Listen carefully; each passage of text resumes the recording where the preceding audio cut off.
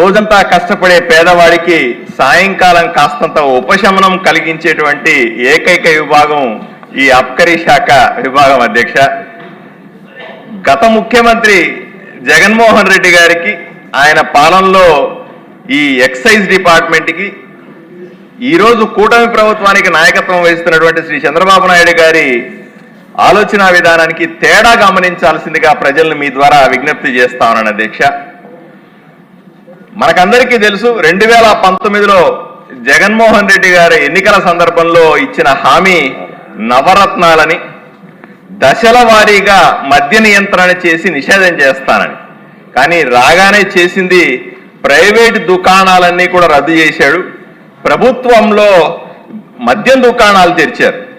మనకు అప్పుడు తెలియదు అధ్యక్ష, ఇన్ని రకాల కుంభకోణాలకు అది నిలయంగా మారుతుందని ఎప్పుడు అనుకోలేదు. ఆ రకమైనటువంటి పాడుబడినటువంటి నాశనమైపోయినటువంటి ఈ శాఖని మళ్ళీ కూటమి ప్రభుత్వం వచ్చిన తర్వాత నూతన మద్య విధానాన్ని పారదర్శకంగా మొదలుపెట్టి 3336 దుకాణాలని తెరిచాం. ప్రభుత్వానికి 1797 కోట్ల ఆదాయాన్ని తెచ్చాం. అన్నింటికంటే ముఖ్యమైనది కల్లు గీత కార్మికులకు 10% దుకాణాలు, 340 దుకాణాలని సగం ఫీజుకే ఇచ్చినందుకు ముఖ్యమంత్రి గారికి నేను ప్రత్యేకంగా ధన్యవాదాలు తెలుపుకుంటా ఉన్న అధ్యక్ష. ఇక జగన్మోహన్ రెడ్డి అధికారంలో ఉన్నప్పుడు దుకాణాల్లో మనం చూసాం, ఫోన్ పేలు కానీ డిజిటల్ చెల్లింపులు ఉండేవి కాదు అధ్యక్ష. అందరూ కూడా డబ్బులు పెట్టి కొనాల. నల్లధనాన్ని తయారు చేసుకునే వస్తువుగా ఈ మద్యం దుకాణాలను తయారు చేసిన ఘనత జగన్మోహన్ రెడ్డి గారు అయితే ఈ రోజు వెళ్ళి చూడండి అధ్యక్ష, రాష్ట్రం మొత్తం మీద కూటమి ప్రభుత్వ హయాంలో అన్ని మద్యం షాపుల్లో కూడా ఫోన్ పేలు, డిజిటల్ పేలు, కార్డ్స్ స్వైప్ చేసి హ్యాపీగా మద్యం కొంటున్నారు అధ్యక్ష. ఇంకొక ముఖ్యమైన విషయం, జగన్మోహన్ రెడ్డి గారు ముఖ్యమంత్రిగా ఉన్నప్పుడు సొంత మద్యాన్ని తయారు చేయడం, జగన్ మద్యాన్ని తయారు చేశాడు అధ్యక్ష. దేశమంతా తెలిసినటువంటి మద్యం బ్రాండ్లన్నింటినీ కూడా తీసేసి జగన్ తన సొంత బ్రాండ్లను తయారు చేయడం, బూమ్ బూమ్ బీర్ అని, గోల్డ్ మెడల్ విస్కీలని, ఇట్లా రకరకాల బ్రాండ్లతో మన ఆంధ్ర రాష్ట్రాల్లో ఉన్నటువంటి తాగే వాళ్ళ మీద రకరకాల ప్రయోగాలు చేశారు అధ్యక్ష. అధిక లాభాలు సొంతంగా తీసుకోవాలని ఆరాటపడినారు. అదే కూటమి ప్రభుత్వం వచ్చినప్పుడు ఈరోజు చూడండి అధ్యక్ష, అవన్నిటినీ తీసేసి దేశం మొత్తంగా అన్ని రాష్ట్రాల్లో ఏ విధంగానైతే బ్రాండ్లను కనబడుతున్నాయో అవన్నీ కూడా ఈరోజు ఆంధ్ర రాష్ట్రంలో తెచ్చిన ఘనత కూటమి ప్రభుత్వానికి అధ్యక్ష.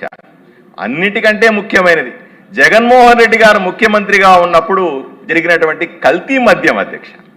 విషాన్ని మద్యం రూపంలో చేసి ప్రజల దగ్గర తాగించారు అధ్యక్ష. పైరోగలాల్, ఐసోప్రోపలేట్ యాసిడ్ అనేటువంటి కొన్ని హానికర రసాయనాలు మద్యంలో కనుగొనబడ్డాయి అప్పటి జగన్మోహన్ రెడ్డి హయాంలో. సుమారుగా 30,000 మంది 5 సంవత్సరాల కాలంలో చనిపోయారని అంచనా వేస్తా ఉన్నారు. ఇంకొక 36,000 మందికి కిడ్నీలు, లివర్లు దెబ్బతిన్నాయనే విషయాన్ని మనం అప్పట్లో పూర్తి స్థాయిలో తెలుసుకున్నాం. కూటమి ప్రభుత్వం వచ్చిన తర్వాత రాష్ట్రంలో 3 రాసాయనిక ల్యాబొరేటరీలను ఈ శాఖ కింద తెరిచాం అధ్యక్ష. ఈరోజు మనం ధైర్యంగా చెప్పగలుగుతున్నాం, 9 రకాల పరీక్షలు జరిపిన తర్వాతనే మద్యం షాపుల్లోకి వెళ్తా ఉంది, అక్కడ అమ్మబడతా ఉంది అన్న విషయాన్ని మీకు సగర్వంగా చెప్పగలుగుతున్నాను అధ్యక్ష. పక్క రాష్ట్రాల నుంచి గతంలో జగన్మోహన్ రెడ్డి ముఖ్యమంత్రిగా ఉన్నప్పుడు మా వద్ద అయితే పూర్తిగా కర్ణాటక మద్యం తప్ప ఆంధ్రప్రదేశ్ మద్యాన్ని తాగేవాళ్ళు కాదు అధ్యక్ష. ఈరోజు రాష్ట్రంలో కర్ణాటక మద్యం తాక్కపోగా ఆంధ్రప్రదేశ్ మద్యాన్ని పక్క రాష్ట్రాలకు పంపిస్తా ఉన్నాం అధ్యక్ష. 40% అమ్మకాలు పెరిగినాయంటే మన మద్యం ఎంత నాణ్యతతో తయారు చేస్తున్నాము కూటమి ప్రభుత్వం అన్న విషయాన్ని మీకు తెలియజేస్తా ఉన్నాను అధ్యక్ష. అన్నింటికంటే ముఖ్యది, జగన్మోహన్ రెడ్డి హయాంలో ఒక క్వార్టర్ బాటిల్ 150